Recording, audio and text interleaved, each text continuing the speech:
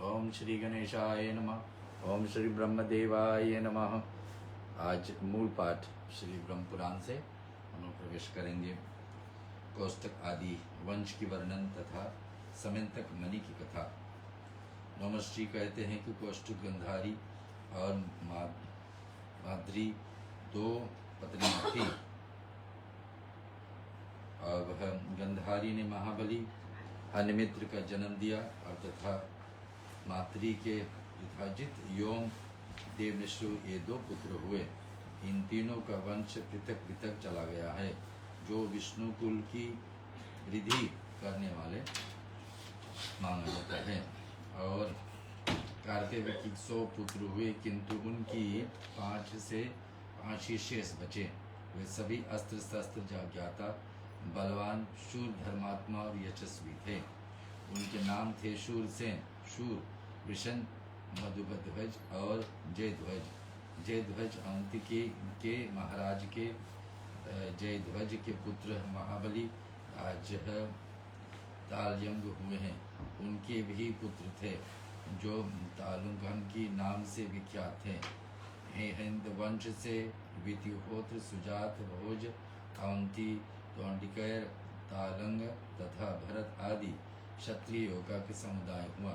इनकी संख्या बहुत होने से पृथक पृथक नाम नहीं बतलाए जाते हैं। चित्रकेतु के चित्रक के पृथु, विभुतु के अश्वग्रीव, अश्वबाहु से स्वप्राशिक, गवेशन, आरिष्टनम, अश्व, सुधर्मा, धृतभीत, सुभाऊ तथा बहुबाहु नामक पुत्र योम, श्री विष्टा और श्रवणा नाम की 2 कन्याएं हुई। देव निष्ठित से अस्कनी नाम की पत्नी के गर्भ से शूर नामक पुत्र उत्पन्न किया गया। शूरसेन रानी भोज्य के गर्भ से 10 पुत्र उत्पन्न की हुए। उनके सबसे पहले महाबाहु वसुदेव उत्पन्न हुए, जिन्हें आनंद दंतविकी भी कहते हैं। उनके जन्म लेने के बाद देवलोक में दुंदुभियों का बजी थी और आने के मृदगणों की गंभीर ध्वनि थी, इसलिए इनका नाम आनंद दुंदुभि पड़ा गया। उनके जन्म काल में फूलों की वर्षा भी हुई थी। समस्त मानव लोक में उनके समान रूपवान दूसरा कोई नहीं था। नरश्रेष्ठ वासुदेव जी की कांति चंद्रमा के समान थी। वासुदेव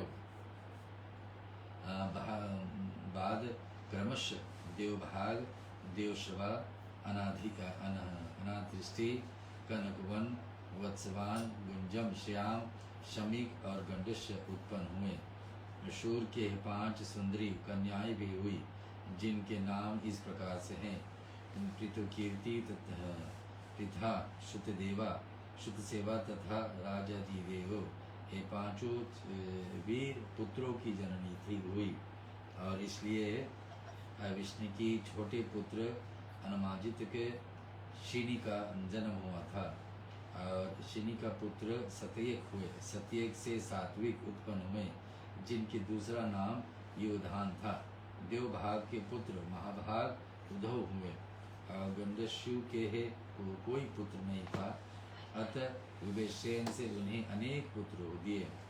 उनके नाम से इस प्रकार से चारुदूषण, सुदृशन और तथा सर्व लक्षण संपन्न पांचाल आदि। उन सब से छोटे से महाबाहु रुक्मणीय, जो युद्ध से कभी पीछे नहीं हटते थे। कनक के 2 पुत्र हुए, तांत्रिक और तांत्रिपाल। गजमक के भी 2 पुत्र हुए, वीरु तथा अश्वहनु। श्याम के पुत्र शमीक थे। शमी के राजा हुए। उन्होंने राजसूय यज्ञ किया था। उनके पुत्र अजात शत्रु हुए। अब वसुदेव के वीर पुत्रों को वर्णन करूंगा। आप सुनेंगे।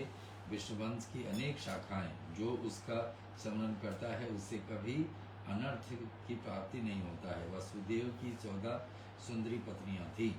पूर्ववंशीय की कन्या रोहिणी, मदिरादि, वैशाखी, भद्रा, सुनामणी, सहदेवा, शांति देवा, श्रीदेवी, देवरक्षिता, वृक देवी, उपदेवी तथा देवकी, ये 12 तो राजकुमारियाँ थी और सुतत तथा पड़वा ये 2 दासियां भी थी। ज्येष्ठ पत्नी रोहिणी ने जो राहिक के पुत्री थे वसुदेव जी से श्रेष्ठ पुत्र के रूप से बलराम जी का प्राप्त किया था। तत्पश्चात उनके गर्भ से शरण शट दुर्धम दमन शुभ्र पिंडारक कुशिंतर नामक पुत्र तथा चित्रह नाम की कन्या हुई। इस प्रकार से रोहिणी की 9 संतानें हुई। चित्रा ही आगे सुभद्रा की नाम से विख्यात हुई। वासुदेव देवकी गर्भ से महायशस्वी भगवान श्री कृष्ण अवतीर्ण हुए। बलराम के रेवती के गर्भ से निषट उत्पन्न हुए जो माता पिता के बड़े लाडले थे। सुभद्रा के अनुज के संबंध में से महारथी अभिमन्यु उत्पन्न हुए। वासुदेव जी के परम सौभाग्यशाली 7 पत्नियां जो पुत्र उत्पन्न हुए थे उनका नाम बतलाता हूँ, सुनो। शांति देवा के भोज और विजय, सुनामा के वृकदेव और गद तथा त्रिकेत राजकन्या को वृकदेवी की महात्मा आगत नामक पुत्र हुए। अष्टक के एक और पुत्र महायशस्वी विश्वजीवन हुए। उनके पुत्र स्वाही थे। स्वाही के पुत्र राजा उशुद्ध हुए जिन्होंने प्रचुर दक्षिण माले अनेक महायोगों को अनुष्ठान किया था।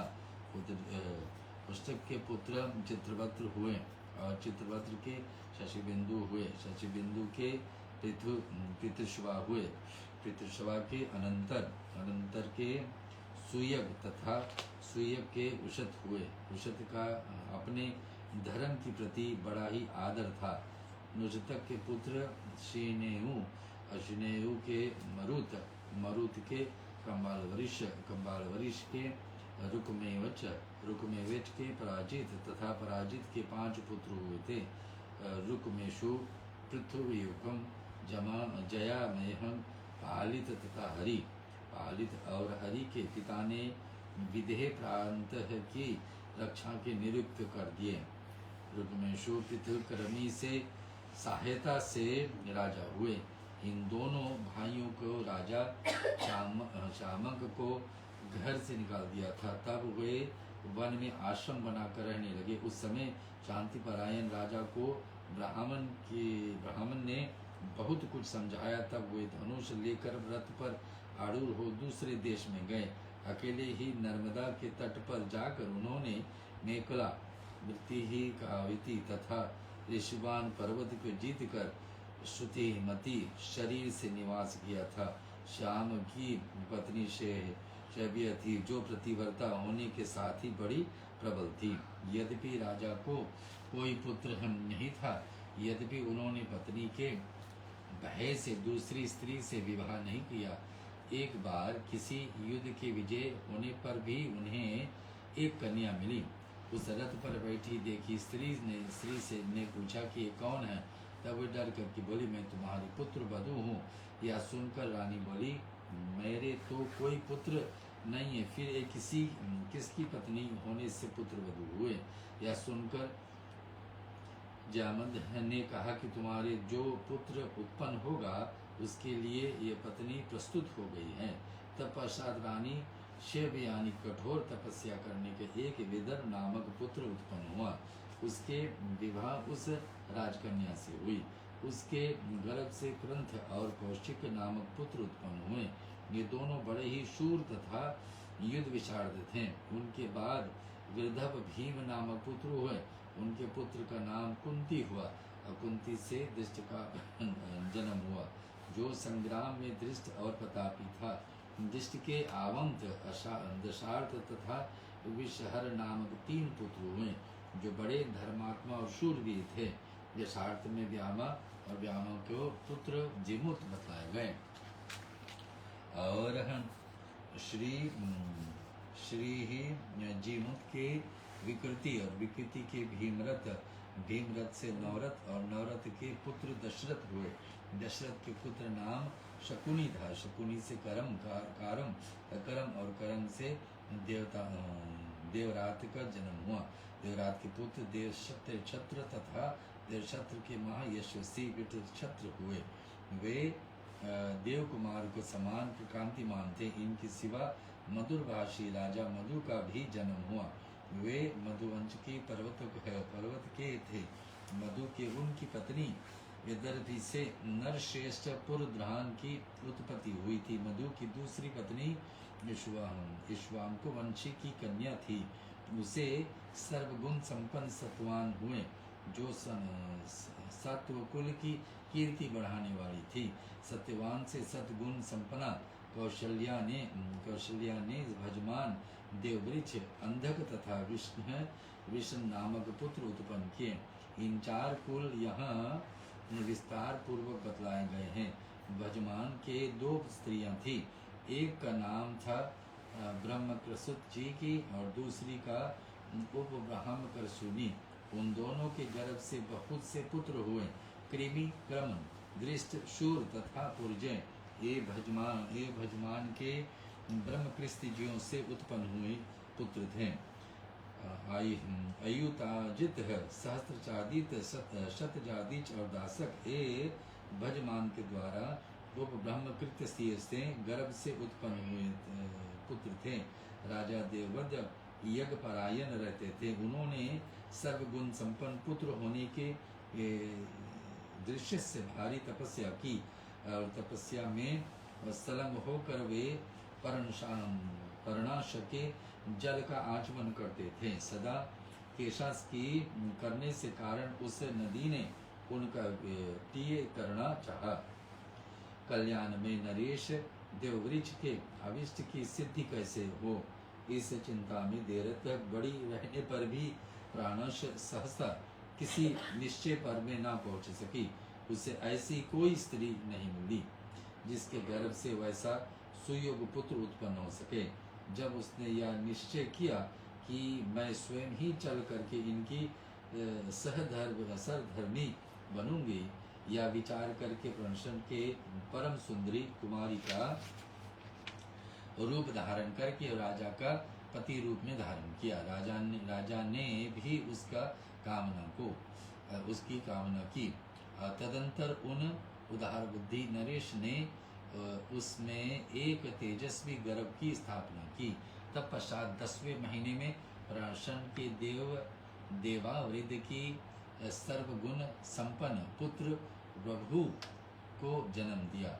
इस वंश के विषय में से पुराण के ज्ञाता देवावृद्ध की गुणों को बखान करते हुए ब्रह्मांगित प्रसिद्ध गाथा को गान करते थे। हम जैसे आगे देखते हैं वैसे ही दूर और निकट भी देखते हैं। हमारी दृष्टि से बहुत सब मनुष्यों को श्रेष्ठ और को देवताओं के तुल्य हैं।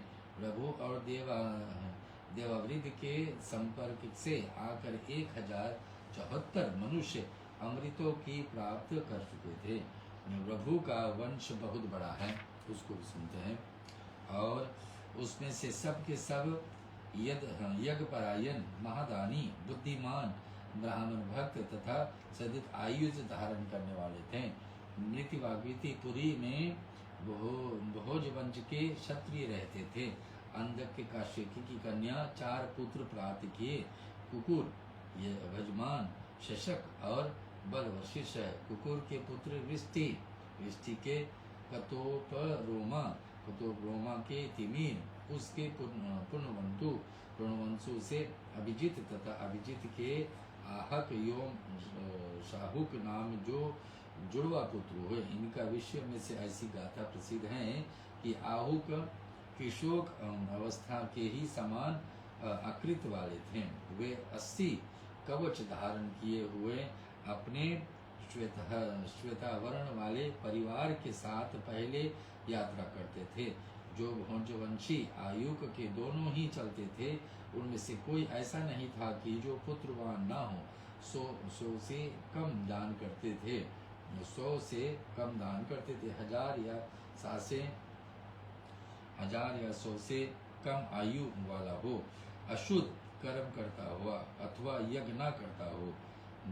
भोजवंशी अहुंकृ के पूर्व दिशा में 21,000 हाथी चलते थे, जिनके सोने चांदी का होदे कसे होते थे। उत्तर दिशाओं भी उनकी उतनी ही संख्या होती थी। भोजवंशी प्रत्येक भूपाल की भुजा में धनुष की प्रत्यक्षात जीव होते थे। और आगे सुनते हैं,